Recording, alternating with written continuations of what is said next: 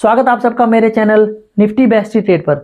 आज इस वीडियो में हम समझेंगे equity market and F&O market में क्या फ़र्क होता है। दोनों ही मार्केट में ट्रेड करने से हमें क्या फ़र्क पड़ता है।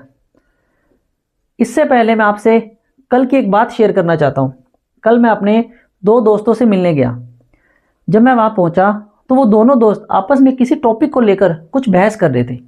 तो मैंने उन दोनों से पूछा कि क्या बात हुई, मुझे बात बताओ कि दोनों क्यों बहस कर रहे हो। तो मुझे पहले दोस्त ने बताया कि मैंने रिलायंस के 500 शेयर खरीदे और उसके लिए मैंने 7 लाख रुपए की पेमेंट की। और दूसरे दोस्त ने बताया कि मैंने भी रिलायंस के 500 शेयर खरीदे लेकिन मैंने सिर्फ 1.5 लाख की पेमेंट की। तो अब जिसने 7 लाख रुपए की पेमेंट की थी और जिसने 1.5 लाख की पेमेंट की थी वो उससे लड़ रहा था कि तू झूठ बोल रहा है और ऐसा नहीं हो सकता, क्योंकि मैंने 7 लाख रुपए दी और तुमने 1.5 लाख रुपए, तो ये कैसे पॉसिबल है। तो मैंने उन दोनों को समझाया कि तुम दोनों अपनी अपनी जगह सही हो, क्योंकि जिसने 7 लाख रुपए की पेमेंट की है उसने इक्विटी मार्केट में बाइंग की है और जिसने 1.5 लाख की पेमेंट की उसने एफ&ओ मार्केट में रिलायंस को बाय किया। तो ये दोनों डिफरेंस कैसे होते हैं, मैं इसके अलावा और भी कुछ फ़र्क आपको आज इस वीडियो में बताऊंगा। आप इस वीडियो में एंड तक बने रहें।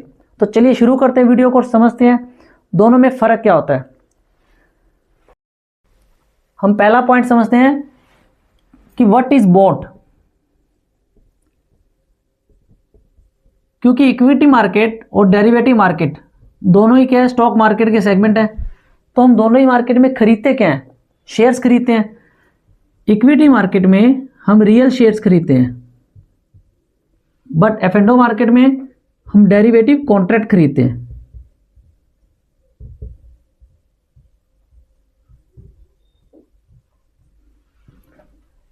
रियल शेयर्स जो हमारे डीमैट अकाउंट में क्रेडिट होते हैं, डेरिवेटिव कॉन्ट्रैक्ट जो मंथली एक्सपायरी डेट पर सेटल हो जाते हैं। अब जब हमने कोई चीज़ खरीद ली तो हमें उसके क्या मिलेगी, ओनरशिप।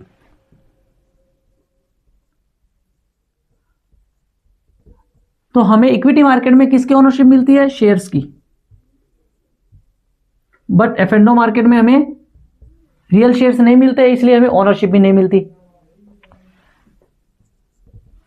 अब बात करते हैं, हमने शेयर्स खरीदने हैं तो क्या इसकी कोई लिमिट भी होती है कि हम एक बार में कितने शेयर्स खरीद सकते हैं, यानी मिनिमम नंबर ऑफ क्वांटिटी।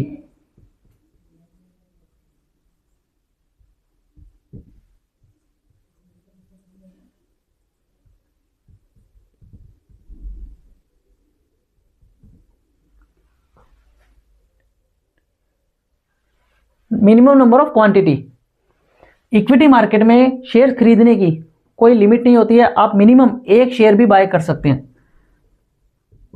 यानी मिनिमम हम यहां पे 1 शेयर भी बाय कर सकते हैं। बट डेरिवेटिव मार्केट में ऐसा नहीं होता, हमें वहां पर क्या होता है, लॉट साइज खरीदना होता है। लॉट साइज फिक्स होते हैं। वो लॉट साइज आपको अगर कोई फ्यूचर स्टॉक बाय करना है तो भी हमें लॉट साइज में मिलेगा, अगर हमें कोई इंडेक्स बाय करना है तो भी हमें लॉट साइज के मल्टीपल में ही बाय करना है। अब जब हम कोई चीज खरीद लेते हैं तो उसके बाद हमें उसकी पेमेंट करनी होती है। तो अब हम नेक्स्ट पॉइंट लेते हैं, पेमेंट। मैंने कोई शेयर्स खरीद लिया तो मुझे उसकी पेमेंट करनी है। तो इक्विटी मार्केट में पेमेंट कैसे करते हैं, फुल पेमेंट।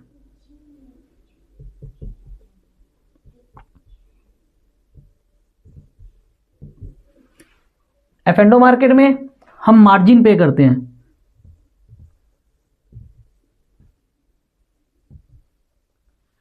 यहां पे मैं उसी एग्जांपल को आपको रिपीट करता हूं। अभी हमने बात की थी रिलायंस की। रिलायंस के 500 शेयर 1400 के भाव पे खरीदे तो कितनी वैल्यू होगी, 7 लाख रुपए। ये क्वांटिटी होगी, ये प्राइस। तो जो एक दोस्त ने रिलायंस के 500 शेयर खरीदे थे उसने 7 लाख रुपए की पेमेंट की थी, यानी उसने इक्विटी मार्केट में बाय किया था। और उसकी पेमेंट कैसे होती है, फुल पेमेंट। और जो दूसरा दोस्त था उसने 7 लाख रुपए की क्या दी, मार्जिन मनी। जो मार्जिन लगता है एफ&ओ में वो लगभग 12 से 20% होता है। तो यानी 7 लाख का मैक्सिमम 20% ले लेते हैं तो वो कितना हो गया, 1,40,000। तो जो दूसरा दोस्त था उसने कितनी पेमेंट की, 1,40,000 रुपए की। तो इसलिए मैंने उन दोनों को ये समझाया था। अब जब हमने पेमेंट की तो शेयर्स हमने खरीद लिए, तो जब शेयर्स हमने खरीद लिए उसकी पेमेंट कर दी, तो अब शेयर्स में क्या होगा, रिस्क होता है। जब हम कोई शेयर्स खरीदते हैं तो उसमें रिस्क होता है कहीं ना कहीं। तो रिस्क किस में ज़्यादा है, इक्विटी में। इक्विटी मार्केट में लो रिस्क होता है और एफ&ओ मार्केट में इक्विटी के मुकाबले हाई रिस्क होता है। अब low risk and high risk क्यों? लो रिस्क इसलिए क्योंकि सपोज मेरे पास अगर सिर्फ 1.5 लाख रुपए इन्वेस्टमेंट करने के लिए, तो मैं रिलायंस के 1400 के रेट पे कितने शेयर खरीद सकता हूँ इक्विटी मार्केट में? लगभग 100 शेयर। और डेरिवेटिव मार्केट में उतनी ही पेमेंट में मैं कितने शेयर खरीद रहा हूँ? 500 शेयर। तो यानी अगर मुझे इक्विटी मार्केट में प्रॉफिट होगा तो कितने शेयर पर होगा? 100 शेयर पर। और एफ&ओ मार्केट में अगर मुझे प्रॉफिट होगा, प्रॉफिट और लॉस 500 शेयर पर। अब प्रॉफिट आता हुआ तो सबको अच्छा लगता है, क्योंकि मुझे प्रॉफिट आएगा तो मुझे बहुत खुशी होगी। बट अगर मुझे लॉस हुआ और रिलायंस का प्राइस जो अब 1400 रुपये है, ये घटकर अगर 1200 रह गया, तो मुझे लॉस कितने शेयर पर होगा? 500 शेयर पर।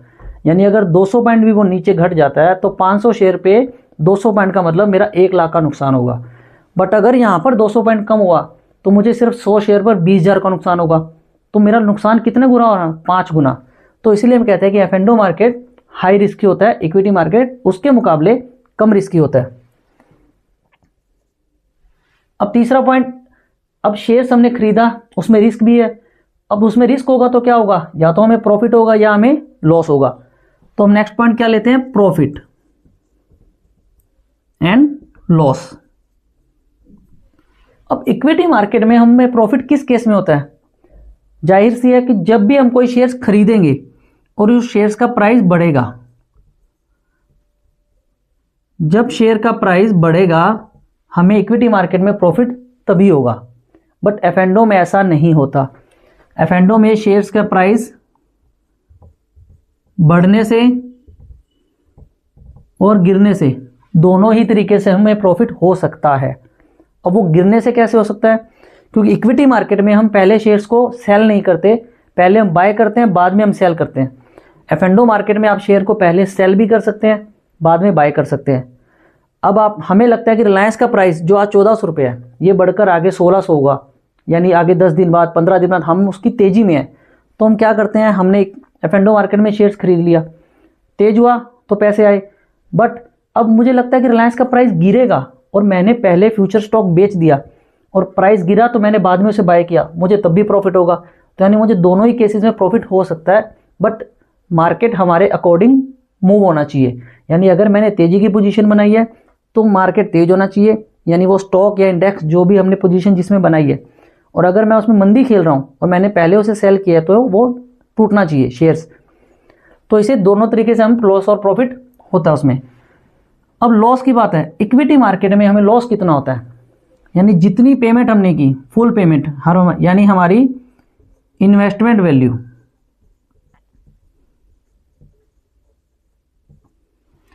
जो हमारी इन्वेस्टमेंट वैल्यू है, यानी आज मैंने इक्विटी मार्केट में सपोज सिर्फ 1 लाख रुपए की इन्वेस्टमेंट की।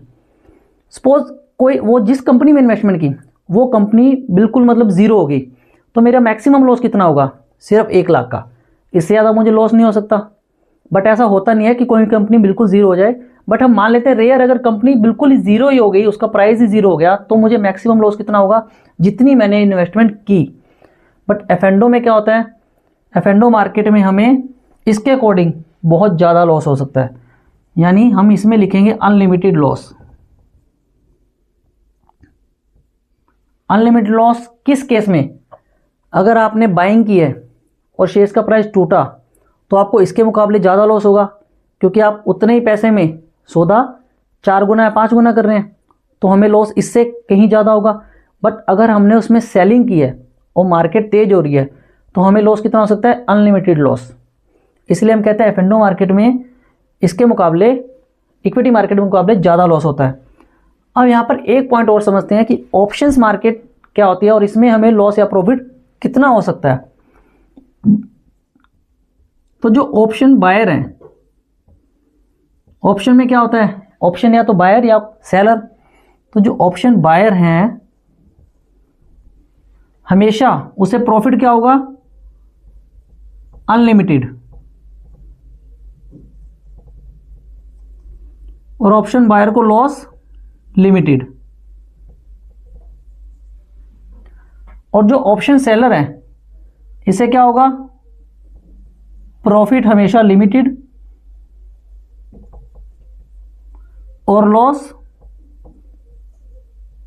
अनलिमिटेड। अब ऑप्शन ट्रेडिंग कैसे करते हैं और इन्हें प्रॉफिट और लॉस कैसे लिमिटेड या अनलिमिटेड होगा, ये मैं आपको ऑप्शन की वीडियो में समझाऊंगा। अभी हम बात कर रहे हैं इक्विटी मार्केट डेरिवेटिव मार्केट में क्या फर्क होता है। नेक्स्ट पॉइंट हम लेते हैं टाइम, कि हमने अगर इक्विटी मार्केट में कोई शेयर्स बाय किया है या एफ&ओ में बाय किया है तो क्या उसकी कोई टाइम की लिमिट होती है। तो हाँ, टाइम की लिमिट होती है। इक्विटी मार्केट में टाइम यानी कितने टाइम के लिए हम पैसा इन्वेस्ट करते हैं। इक्विटी मार्केट में इन्वेस्टर जो है दो तरह के होते हैं बेसिकली, एक होते हैं शॉर्ट टर्म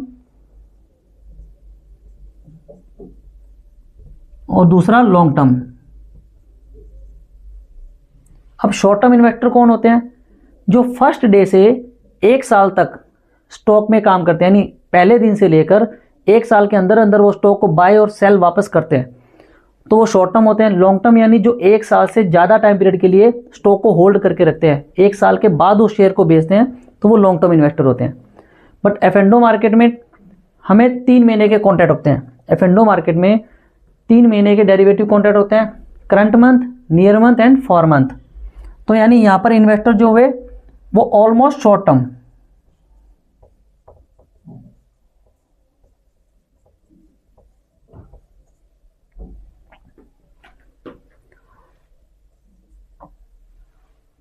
अब नेक्स्ट पॉइंट लेते हैं कि सेटलमेंट।